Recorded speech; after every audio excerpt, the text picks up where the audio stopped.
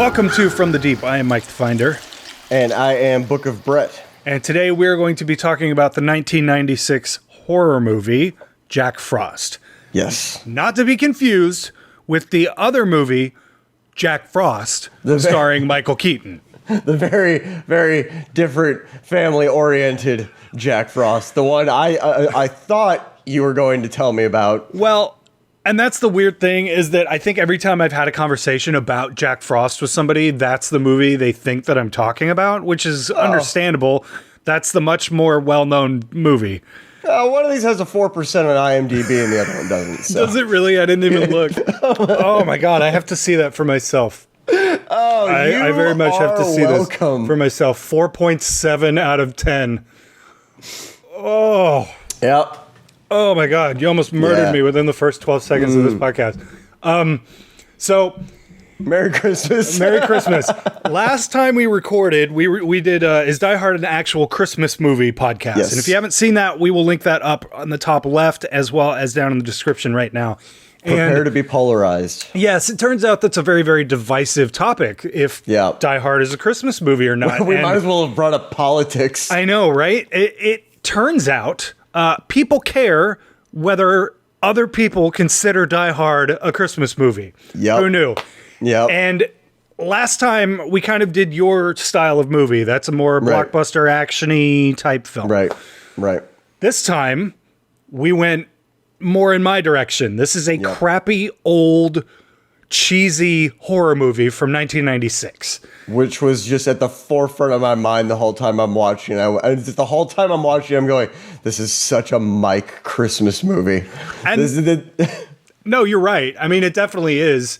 I think that because I love crappy horror and I love Christmas, when you cross them, you take horror and you just mash it up with Christmas, and it's awesome. It can be amazing with films like Black Christmas, or it can be weird and trippy like Treevenge, or it can be a movie like Jack Frost where it is just somewhere in the middle. But let's start out by, do you want to give us a small, just kind of the way we always do this, a small synopsis of this movie? Just love to. So this is a movie about a serial killer who is already named Jack Frost. It's not a name that is given to him. It's already his name from the very beginning. Yeah, of course. And he is being transported to his execution, and along the way, they get into a car wreck with a genetic material truck that is for some reason driving in horrible conditions, and along the way he gets covered in genetic material, melts in I will admit, a very cool scene of body melting. Yeah, it's like a claymation sort of a body melt type thing. Yep. Yeah, stop motion sort of thing. His DNA is melded with snow, because that's how heat works. And there's snow on the ground, Brett. And of course, there's snow on the ground. That's why the wreck happened. And as such, he becomes a murderous, supernatural snowman who goes about wreaking havoc on the small town of Snowminton, Colorado. With the ability, we cannot forget, he now has the ability to melt and become snow at will. Yes, so he can melt and refreeze. He is the shittiest X-Men villain of all time. He's like if Iceman just really, really hated the holidays. Yeah, I've got a trading card with Iceman as a snowman for Halloween, I think is what it was. That's pretty cool. And for Halloween, how did they miss the opportunity to make that a Christmas card? Well, it was a Halloween set where all of them were dressed for Halloween, and like Cyclops was Elvis and stuff like that. But that's what it's always reminded me of, because that was that is what I always imagined as a kid, way before I saw this movie, what Jack Frost would be. Like, it's Iceman that looks like a snowman. Yeah, no, and the DNA scene when his blood cells start turning into icicles, my immediate thought went, this feels like a B Marvel movie. Yeah. And that's what's kind of so cool about this movie, though, is that they take a lot of risks from everything from the script all the way up to the actual snowman himself. There's a lot of risk involved in this movie as far as what they did. There are things in this film that don't make any sense. And that's okay because that's the point. It is a killer snowman. And they're pretty open about the vibe of it from the very, very beginning when he's like when he's sitting there telling her the story and saying like, do you want a happy story or do you want a horror story? And like while he's telling the story, it's just this little girl going, oh. So this is right around the same time as Scream. So horror movies are becoming self-aware enough that they're sort of meta already. And Scream really is I would say the defining film of that era of after Scream, everything is meta and everything is self-aware all the time. And this is right around that same time. Ad nauseum. Before we get any more into this, though, I would like to hear your overall thoughts on this movie before we continue to go down the spoiler route and all that kind of stuff. I spent a great deal of this movie reminding myself that this is not a serious horror movie. Right. And that's where I keep coming back to is I did not hate Jack Frost. I will not be watching Jack Frost probably going anytime in the foreseeable future because it's one of I don't know like what I wasn't expecting some groundbreaking movie here. I wasn't expecting to go into this with like I knew it was going to have an element of wackiness to it. Right. But I spent so much of this movie going and to anybody that can't see because you're listening to the audio, I'm face palming. And it was, and I don't know what it was because like I said from the very beginning, I knew that this was not like it sets a tone at the very, very beginning. I think I enjoyed it more at the beginning than towards the end. And I don't actually have a good explanation for that because it's not like it tries to do anything very different towards the end that it's doing at the beginning. But I feel like at a certain point, his catchphrases became a little much for me. All of his one-liners and stuff? All of his one-liners at a certain point for me, I was like, okay, we get it. You're a snowman. You're a serial killer. We get it. Okay, just Jesus Christ. And so I think that to me was almost the part where like I stopped enjoying it like 2/3 of the way through. Because like I said, I did not hate Jack Frost. It is a fun ride. It is definitely a fun ride. It sets a tone from the very beginning. I mean, even with how outlandish Jack Frost is as a character, like everything about him is just very outlandish. And so I get that from the very beginning, but him as a snowman is so unbearably campy. It's not just campy, but it's almost unbearably campy. And again, I will say I'm self-aware enough to know that at a certain point I was going, okay, you're expecting a little bit much out of these characters. I think like a prime example of that is when it does the flashback to him getting arrested. And he's acting like an insane person. And the whole time I'm sitting here going like, what are you doing? Like, act normal. Why are you being so confrontational? You just murdered somebody. You're a serial killer. Quit being so confrontational. But again, it's because I'm sitting here going, be smarter. But again, that is what lends itself to the campiness. So I think a big part of enjoying this movie on any level is knowing what you're getting into. And I will say they do a good job of really setting you up to expect it to be what it is from the very beginning. Like from the very, very beginning, because even the guy who is, I don't know if it's the little girl's dad or if it's the grandfather reading to his daughter, but from the very beginning, the guy telling the story doesn't seem like he wants the little girl to enjoy the story.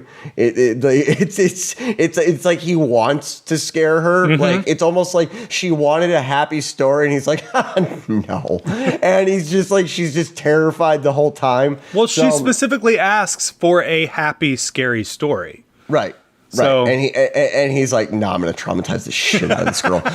Yeah. Kind of. And so like I said, I think a big part of Jack Frost is the level of enjoyment is up to the viewer. I really think it's up to the viewer, because there were parts of this movie where I'm sitting here going like, there are aspects of this movie to enjoy regardless of what you're going into it for. The lead actor in this movie is actually a good actor. He actually does a good job, even through the camp. There's talent cutting through the camp. Are you talking about the cop? Yeah.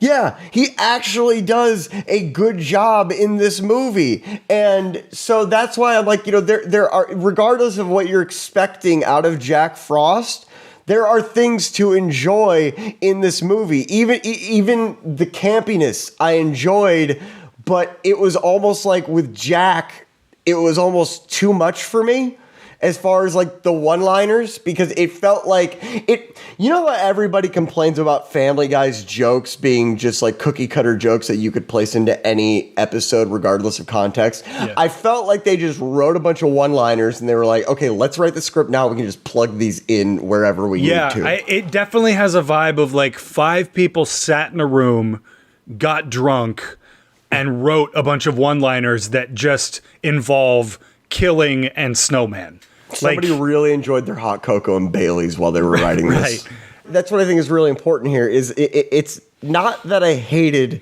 Jack Frost. Right. It's definitely not my type of movie. As far as going back and rewatch, this is a movie that I'm going to show to other people as a means of vicariously messing with other people during the holidays.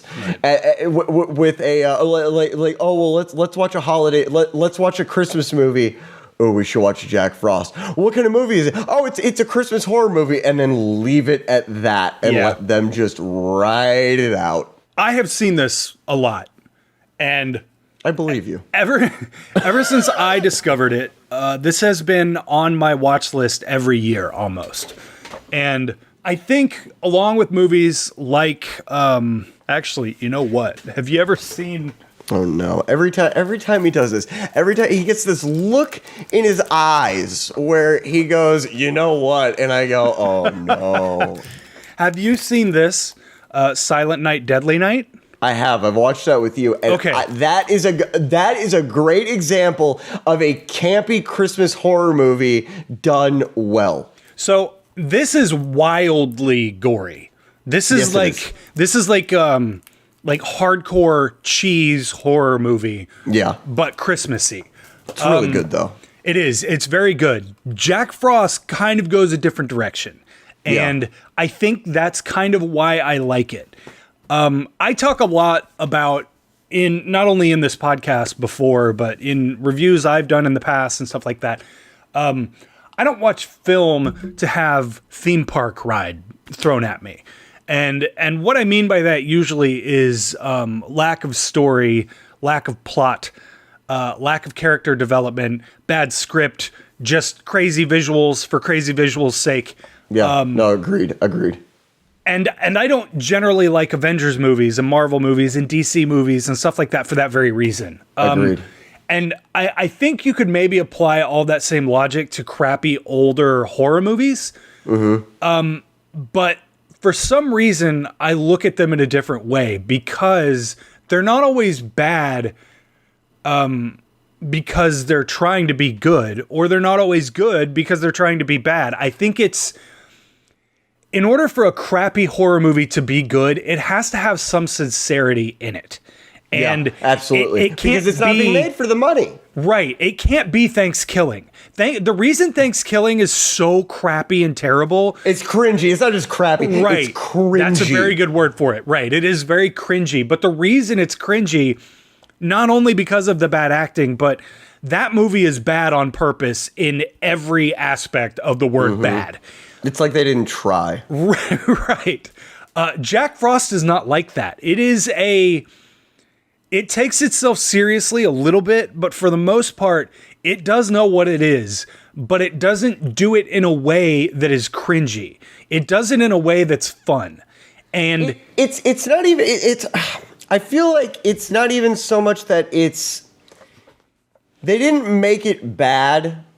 They, the effort is put into it to make it what it is as good as it can be. Right. And I think that's why with something like Jack Frost, I say it's not my type of movie, but it's not a shitty movie. It's not a bad movie in the sense of, oh, well, we dumped all of this money into making this movie and it sucks. Like that's how I feel about a lot of the Avengers movies, where it's like we dumped all this money into this movie because we're going to get a return on it. It wasn't a capital investment. Yeah. They wanted to make this movie. They wanted to tell this story. Somebody had this idea and they went, I want to do that. Yeah. That's what makes crappy horror good and fun to watch. Well, because you can see the sincerity and the want to make a movie behind it when it's there. And when it's not there, it's like Thanksgiving and it's just cringy and awful. Well, I think we can sum it all up in one word: creativity. I think it's creative in multiple different ways. Yeah. It is a creative story. It's a ridiculous story, and it's outlandish, and it is campy to the max. Yeah. I mean, this is campy horror, but it's creative. It's creative, and I mean, even you look at the cinematography, and the cinematography is creative. It's not great. It's not going to win any awards, but it's creative, and it lends itself. They use close-up wide angles to make sure that you're getting some tension from it. The characters are creative. The death scenes are creative. Again, ridiculous, yes. Outlandish, yes. Laughable, yes. But they're creative and they're fun. Even the way, and I don't, if I'm getting ahead of myself, by all means stop me, but even the ending, the way Jack dies, though to me, I was sitting here going, dude. But it's still, it is creative. It is a creative way to end the story. To me, I'm sitting here going like, okay, this dude has a gaping wound in his chest, and he's just sloshing around in antifreeze. Yeah. And he's getting it in his mouth, and he's now baptizing his son in the antifreeze. So every time I see that scene, again, we're getting a little ahead of ourselves here, but every time I see that scene, all I think of is what that's doing from the waist down, jumping into antifreeze. That can't be comfortable. No. And it's got to be like life-altering. That is a life-altering thing, jumping headfirst into a barrel of antifreeze. But okay, so my overall feelings on this movie are this is a great, fun movie, but you have to watch it with an open mind of knowing it's going to be kind of crappy, but also sort of fun. And that is why I like old, crappy horror, because it is fun, it's self-aware and campy, but it's also got these moments of really awesome ideas and creativity that, especially, man, let's talk about the suit for a second, because that snowman suit, generally speaking, is not very good. No, it really is. A lot of the times, it's just an oven mitt painted white. And like coming from off screen, you just see this oven mitt that's been painted white, and poor editor, that poor editor. But the suit itself, they make a point at the very beginning of the movie, like this suit was made by these guys, and looking back, obviously it's easy to laugh. But with the budget, do we know what the budget is? Because I feel like that's kind of an important piece of information here. The budget was probably my yearly salary. But I can't imagine it was very large. And No. this was filmed in California. It's based in Colorado, but it was filmed in California. And there are, if you go back and watch this again, every single piece of snow that you see is a white sheet crumpled up on the ground to make it look like snow. And I know that because I've watched the commentary on this movie, because of course I have. And the director, he points it out, and when he pointed it out, I have never been able to not see it ever again. And every little piece is some white cotton sheet or an actual sheet crumpled up to make it look like snow on the ground.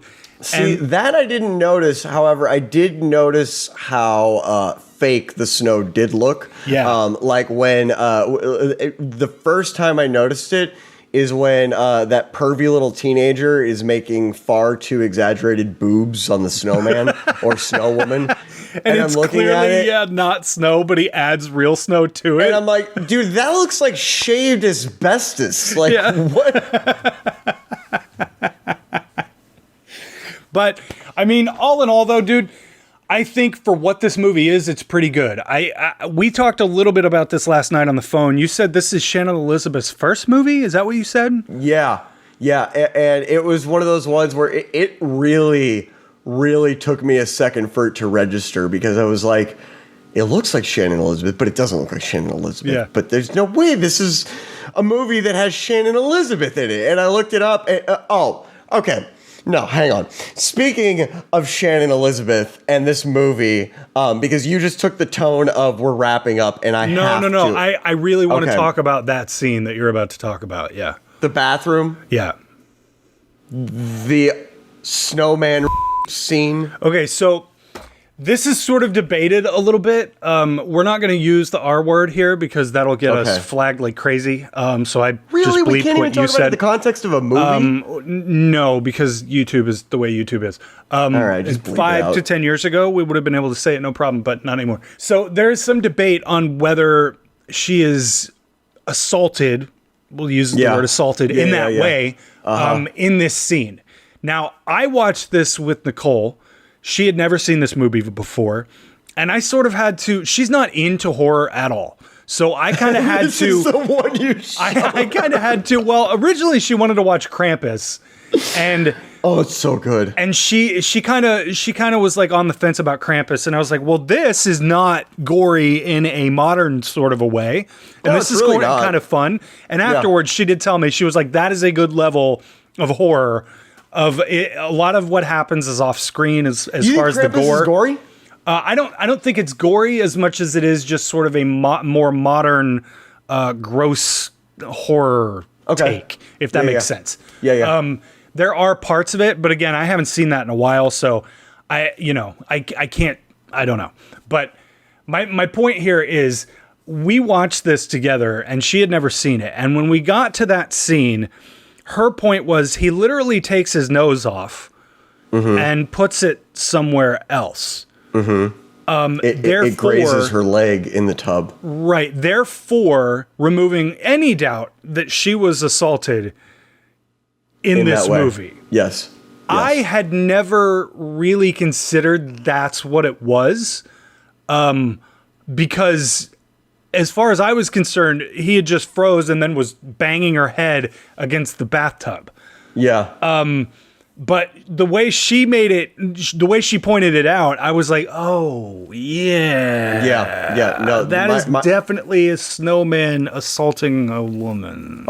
Yeah, no, that entire scene made me if it had been more realistic, I would have been incredibly uncomfortable watching it. Right. But the whole time I'm watching it, I'm going, they're doing this. They're actually gonna do this right now, and I don't know if it was them compensating for the lack of gore in the movie, and they were like, okay, we're gonna hold off on the gore so we can go all out on this scene. Well, there's also no nudity in that scene either. No, it comes close a couple times. It does, but there is no actual nudity in that scene, so it's like no. But it was a combination of multiple things for me, where it was the carrot hitting her leg in the tub was the first one, where I thought it was just going to turn into this like really weird thing and him stay a puddle. But then we leave it with the carrot at her leg, and then he re-transforms himself. He Icemans himself. And he doesn't have that anymore. And he picks it up and shoves it back onto his face. Yeah. And then he's smoking the pipe as you would smoke a cigarette afterwards. And the whole time I'm going, okay, luckily it was ridiculous enough for me to kind of just shake my head. I don't know if we've ever talked about it on this podcast before, but those types of scenes in movies for me are the most uncomfortable thing for me to watch. Me too. I do not like seeing those. It's why I won't watch The Hills Have Eyes. When I watched The Hills Have Eyes the first time and I saw that scene, and it's arguable because for me, it doesn't add anything to a movie. It doesn't add anything to a horror movie. On the flip side of that, it could be argued that horror is all about negative emotions and putting you in a place that you don't want to be in. Well, so I can kind of see both sides of it. Just an offshoot of that same thought, though. There are also movies like I Spit on Your Grave, where it is a really important plot point that allows that character to have all of her worth sort of stripped from her so that she can then take the turn and take it all back by getting revenge on the people that did it to her.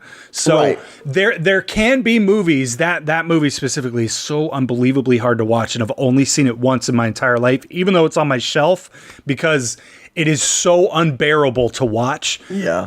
But after you get past that scene, she is able to take all of her power back by just wrecking those guys. And so there are specific movies where I'm not going to say it's okay, because obviously it's not, but there are specific movies where something like that happens. It's a really important point in the plot so that it moves the character development along. This is not like that. No. This is in the movie only to be shocking and crazy, and it's aged really poorly. That's I think the biggest part about it is that scene has aged so poorly. And then you look at Shannon Elizabeth's career. If this is her first movie, a year or two later, she does American Pie. And then she does movie after movie where it's almost like because of Jack Frost, she was almost put in this position from the get-go of her being typecast for those kind of movies and those kind of roles. And so I was watching Jack Frost. It's a messed up scene when you really stop to think about it. And I had not ever analyzed this movie before. I had just always sort of put it in the background and stuff like that. And when I'm watching it with somebody, and when you watch it with somebody that A, is not really into horror, and B, is not desensitized to all of this stuff as much as I am, it really opened my eyes of like, oh, like that's a really, really messed up scene that has aged really poorly. Yeah, it really has, because because again, it's one of those things where like it doesn't add anything to the story at all. You can tell they just really wanted to do that because they wanted to, because in their minds it was fun. Which I can't wrap my head around the mentality of I want to create this scene because it'll be fun.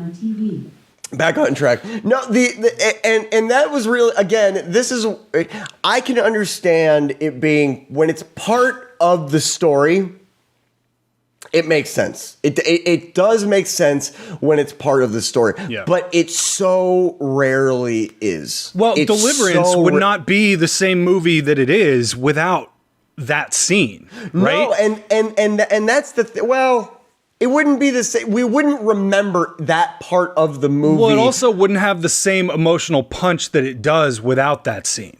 But this is also why I really like I like movies that kind of like leave a bit to the imagination, because Deliverance is a great example. Actually, we could still get the sense of what's going on without actually seeing Ned Beatty taking it the way that he takes it. And I gotta say, I went back and watched that scene not too long ago because I've actually never seen Deliverance before. Really? I've never ever seen Deliverance because dude, you gotta watch Deliverance. Because of hearing about this scene, and I'm sitting here going like, I don't want to watch a man go through that. It's the same reason why, even though American History X is one of my favorite movies of all time, that scene in American History X is one of those things where I go, oh, this is really hard to watch. Yeah.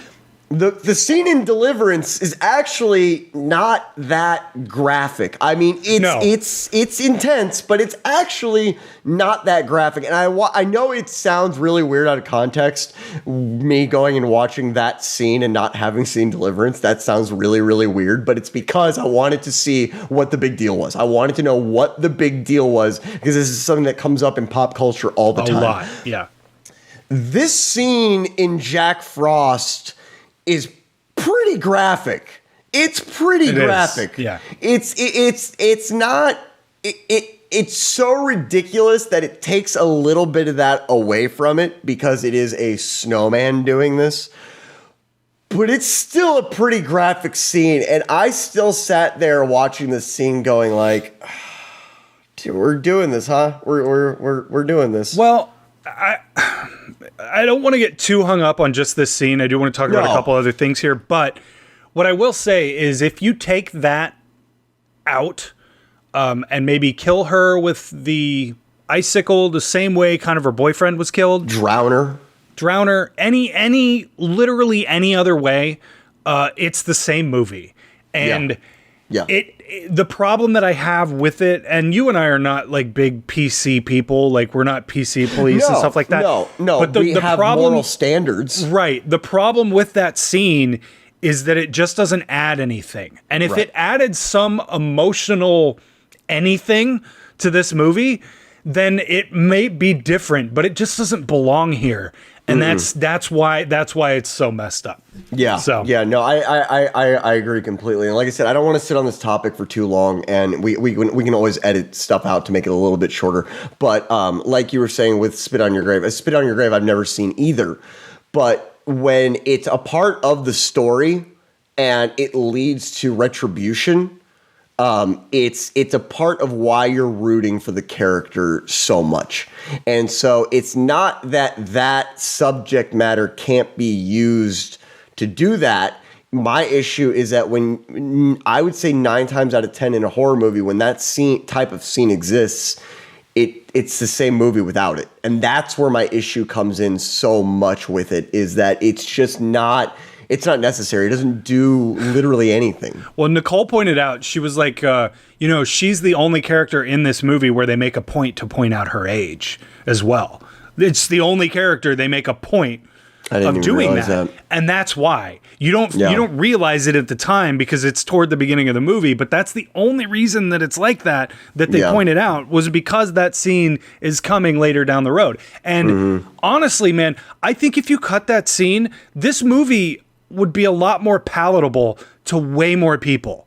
And it would be remembered a little bit more for just being a campy, fun, stupid horror movie, which it is, but it's also got this just horrible scene in the middle because you also have a kid getting decapitated in this movie as well from a sled. That didn't bother me. Well, you don't really see it. Happened. Yeah, I did too, but you don't really see it, right? And it's all about context. That's my overall point. It's all about context. Yeah. So. No, I would agree with you completely on that one. And it is a big part of like why you said, it would be a lot more palatable if that wasn't in there. Because it is such I don't care who you are. That is a subject matter that most decent people aren't gonna want to see. Yeah. So it's one of those things that, again, snowman or not. Snowman, yeah, exactly. Snowman or not. I mean, it could be the Tooth Fairy. It's still messed up. Anyway, any other thoughts here? Because I didn't mean for us to go on a tangent of just that scene, but it's maybe the most it's the scene that sticks out the most by far in this movie. Yeah. Other than maybe the very end where the kid, I would really regret if we didn't talk about this. The kid puts antifreeze in the food that he gave his dad. While his mother was over his shoulder the entire time making that food at the beginning. As if they don't come in jugs. Giant green colored jugs. Yeah. She was in the kitchen with him the whole time. And you're going to tell me you didn't smell it? Antifreeze has a smell. And he cooked it too. And he cooked it. Exactly. Yeah. Exactly. This stupid little kid, this dumb, stupid little kid is just, he's cooking antifreeze. He is filling the room with antifreeze. Nobody noticed. Nobody noticed. His dad didn't notice that, hey, this smells like pumpkin spice and antifreeze. Or this has a strange chemical smell to it. Well, and my whole thing is like I really wanted there to be a part of this movie where the dad just like went, okay, I'm glad you're alive, but antifreeze?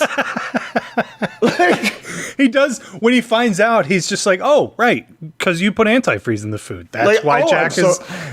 I'm so grateful that you did that. You're grateful that he did that. Like, okay, great. I'm glad you figured out what kills Jack Frost, but can we please address how your son almost poisoned you and how that might lend a little bit of, credibility to the fact that maybe he decapitated that kid at the beginning because he's a lunatic. And even if he's not a lunatic, the kid's at least stupid.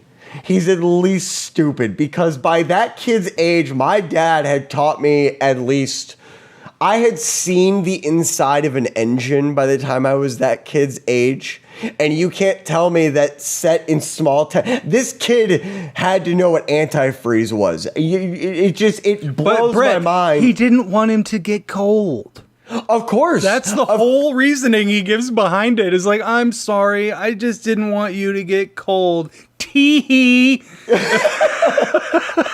Like, I almost killed you. Tee-hee. Oh my God, man. Like, I don't know what this is. I don't know. This is because you don't have blush on your cheeks. Right. And so we have to Tee-hee. No, but yet, like I said, okay, so the scene we discussed earlier with Shane and Elizabeth bothered me. The antifreeze scene also bothered me, but on a different level. Mostly because the amount of jugs they have, they don't really seem like they could fill a truck bed. What's even worse is like, he's like, I'll go get the antifreeze, and his immediate reaction is not, put the jugs in the back seat, take jugs to place he's going. He immediately starts emptying them into a truck bed with a tarp in it. Mm-hmm. Yep. And then let's see. And then the main character, what was his name? I know it's Officer Tyler. Officer Tyler jumps from 2 stories up as if a truck bed full of liquid is enough to break your fall from 2 stories. Oh God, I broke all of my ribs. It's a good thing this snowman is made of padding and not water.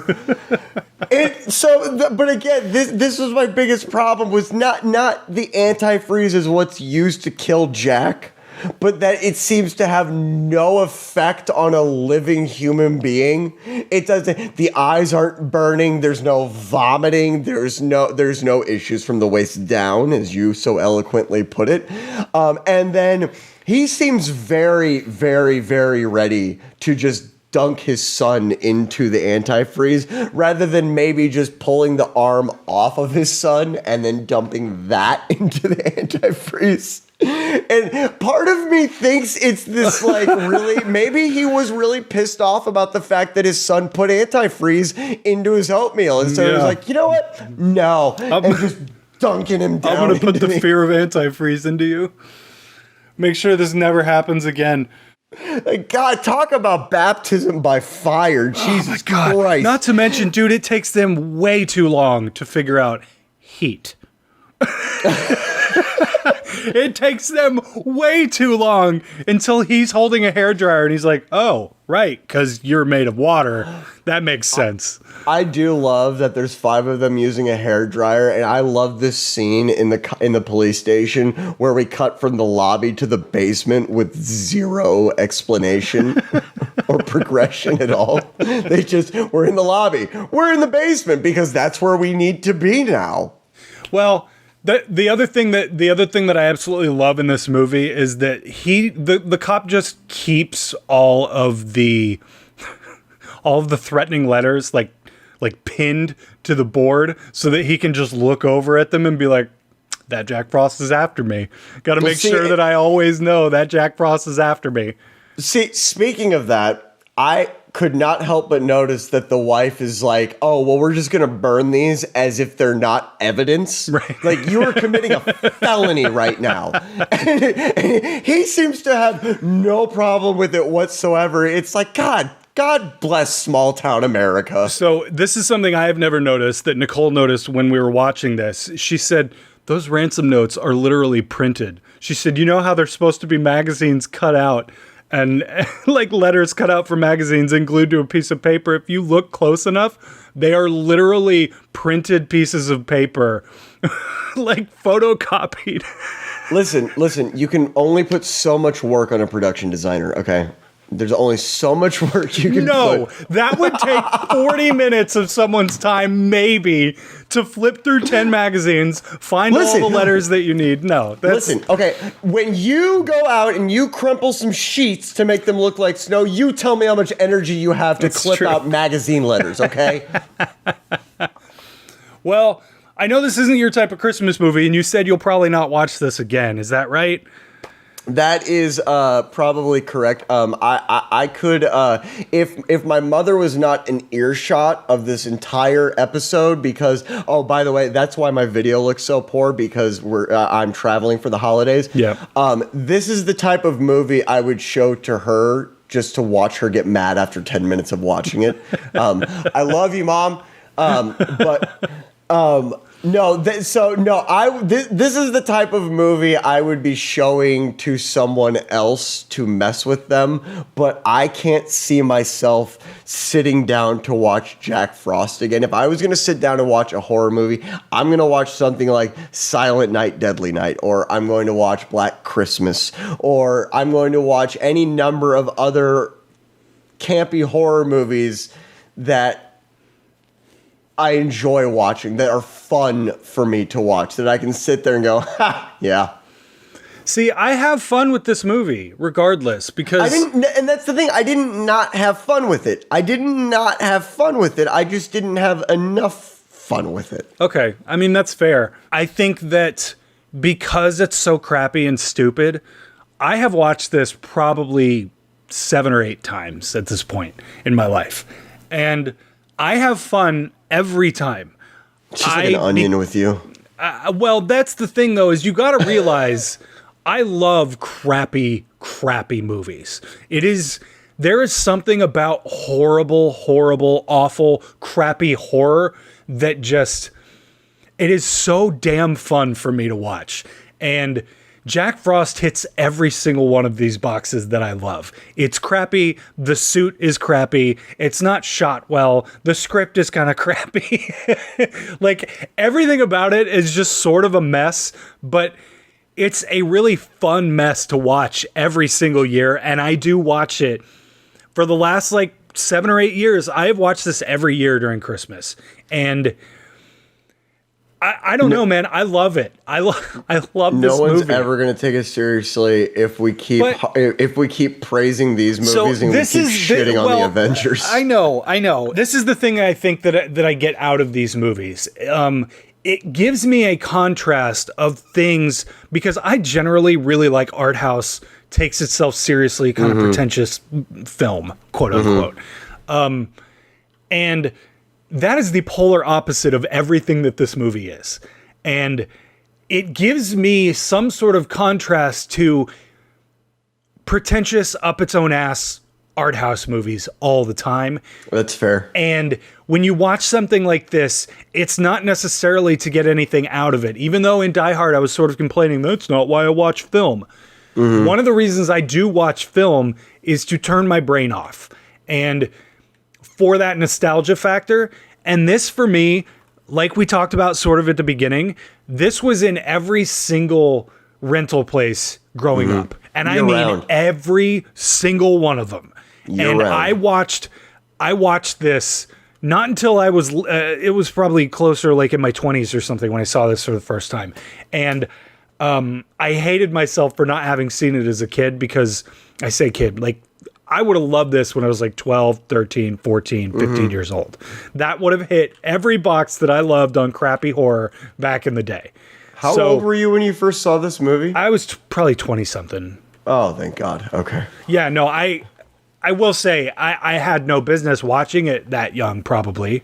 If I had seen it that young, which I did see a lot of really horrible stuff, I watched a lot of stuff that I had no business watching when I was younger. And I feel like this is one of those movies, despite the scene that we talked about earlier, that I would have really liked as 13, 14, 15-year-old kid. Because it's fun, it's dumb, there's cheesy one-liners, the graphics that are there are crappy and sort of stop motion-y, and it's just all around fun, and it just doesn't take itself too seriously, and it is the polar opposite of a Wes Anderson movie or an Alexander Payne movie or something like that. It's the polar opposite, and that is okay. I think that's my biggest thing with it, man, is like, it's okay to watch shitty movies, and it's okay to enjoy shitty movies.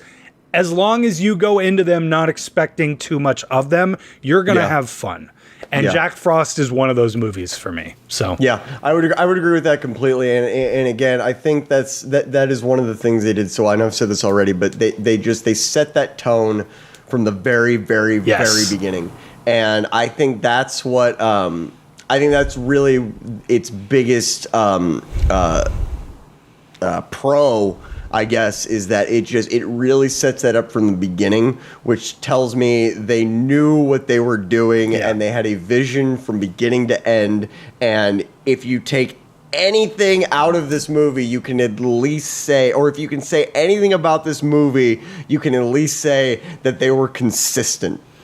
They were consistent with the tone. It's consistent from beginning to end. And again, there are aspects of this movie to enjoy regardless of what you're looking for. I mean, some of them are a little bit more microscopic, like the performances of some of the actors.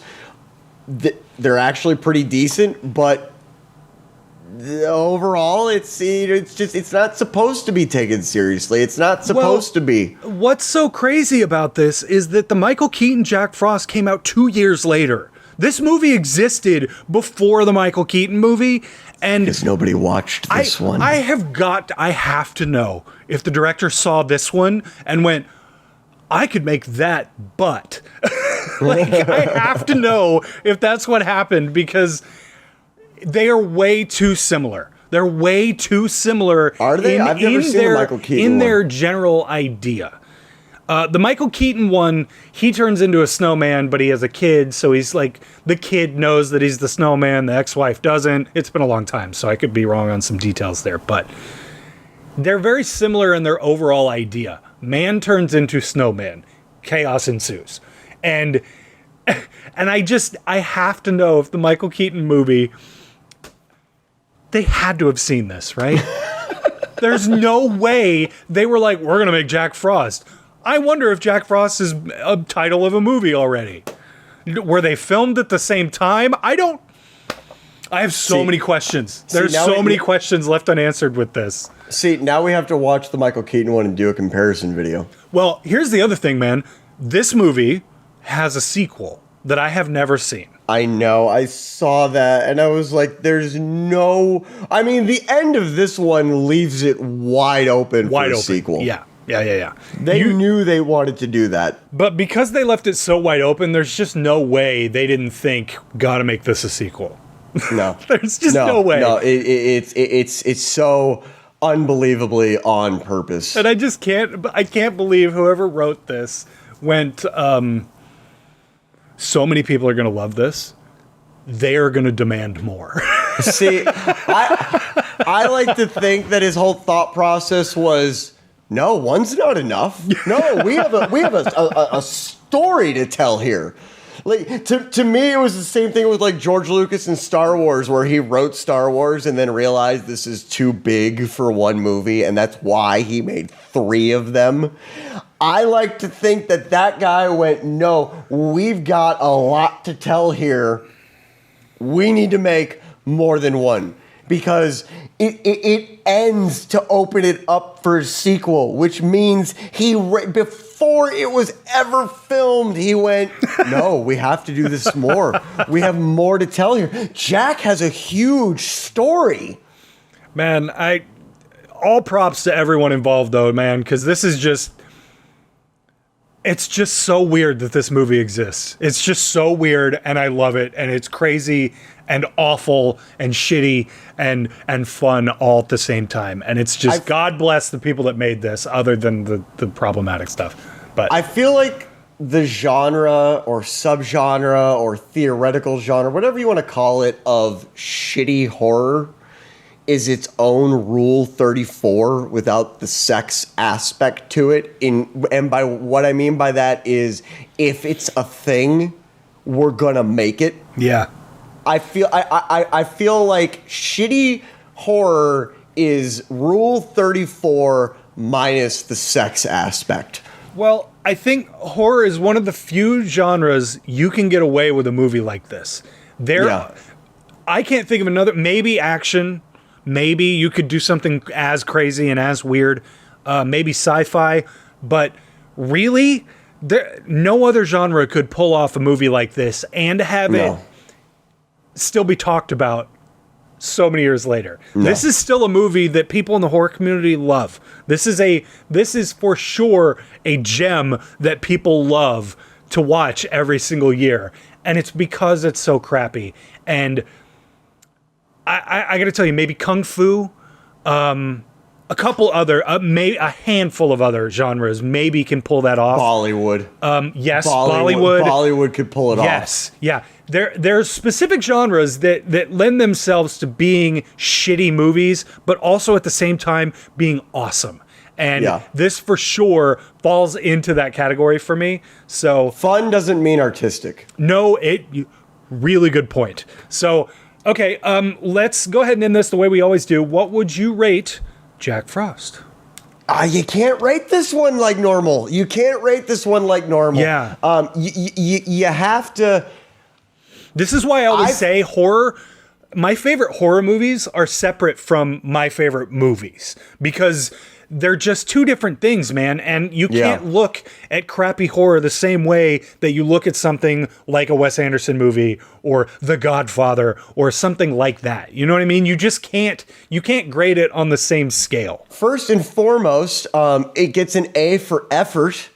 I think Jack Frost deserves an A for effort. I think it deserves, I'm going to say a 6 out of 10 for performances. Because the main actor, I actually thought did a good job. He's one of the few people in this movie that can actually act. Yep. The guy that plays Jack Frost is not supposed to be good. So I think in that context, he is good. He's supposed to be outlandish and crazy and apparently a really, really, really bad criminal. I mean, bad at being a criminal, not a bad criminal. I think that, I think overall, I'm going to give it a 6 out of 10. I'm going to give it a 6.5 out of 10. I'm going to give it a D plus, because like I said, I'm not going to watch it again. Even a D plus, I'm going to say a C. Yeah, average. I'm going to give it an average rating because it's not bad where it's supposed to be good. Yeah, that makes sense. It's bad where it's supposed to be bad, and that's part of its charm. Yeah. And even though I don't find that charming, it is part of its charm. 7 out of 10. 7 out of 10. 7 out of 10 is a C. You went up even. Okay. I would say 7 out of 10 because that's a C. Well, like I said, I think you need to grade this on kind of a different scale than you would something that, like when we talked about A Girl Walks Home Alone at Night. We'll link that up above and down in the description, by the way. You know, that is a very artistic movie that has a lot to say. Mm-hmm. Jack Frost isn't like that, nor should it be looked at as something like that. there are different genres for a reason. And Jack Frost exists in its own crappy B movie, maybe even C movie style crap fest, where it is not ever going to be looked at as a masterpiece, because it's not. But what it does really well. And it does in a really, really fun way. And with the little budget that they did have, I think they accomplished a massive feat of making a snowman in 1996. They may have even shot it in 95. Who knows?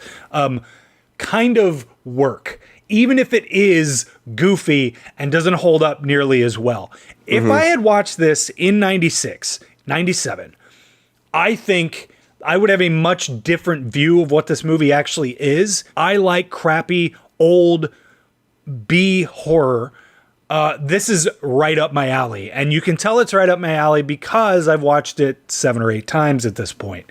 Like you said, it's not bad where it's supposed to be good. Right. It is good in all the right places. It is bad in all of the right places. Yeah. And it is self-aware enough that it knows I can be a horror movie and be crappy and not take myself really seriously. And when you think about when this was made, that was a really new idea. And and everything was really earnest from like from the 70s all the way up to like Scream. Most things, not everything, obviously shot to tape stuff and their trauma and all that kind of stuff. All that stuff exists. But there is I think in the more mainstream sort of a thing, and I consider this more of a mainstream movie because a lot of people have heard of this. Not everybody has heard of a lot of the trauma stuff that is bad on purpose and you know, all that kind of crap. This is a more mainstream movie because this was in, for me anyway, because this was in every single rental place. People know what this movie is. Right. And even if you do mix it up with the other Jack Frost, there is a lot of stuff to love here. And for me, because it fits in a niche. Yes. It fits in a very, very tight niche that we don't see a lot of movies come out in. Yeah, and I think especially it being a Christmas horror movie too. Yeah, that's what I mean. We're talking about a subgenre here that everything you don't see a lot of Christmas horror movies come out. Like in the last 5 years, what are some Christmas horror movies that you've seen come out? Krampus, Mother of Krampus. I'm sure there's others, but I mean, those are the main ones that stick out in my brain. But that's what I'm saying. So I think that's why we saw it a lot in like rental houses and stuff like that, is because of it fitting into a subgenre, because of it being such a niche movie. Well, and taking all of that into consideration, I'm going to go ahead and rate this an 8 out of 10. This is, for me, this is a fun, awesome ride. And I don't always watch film because of that. And I'm directly contradicting myself when we were talking about Die Hard last week when I say that. But again, everything we just talked about, you have to look at it within the niche, the time period that it came out, and the genre that it's in. And with all of that taken into consideration, this is a fun, awesome horror movie that I enjoy watching every year. Agreed. So, okay, so I think that's where we're going to go ahead and leave it for today. Let us know what you think of Jack Frost down in the comments, because this movie, there's a lot to talk about, surprisingly. I really didn't think we were going to have this long of a conversation about this was supposed to be a 30-minute episode, and we ended up talking about... There was clearly more to unpack here than we thought there was to unpack. For sure. So if you guys like this, make sure you hit the like button. If you really liked it, make sure you hit the subscribe button. We're still a brand new channel here.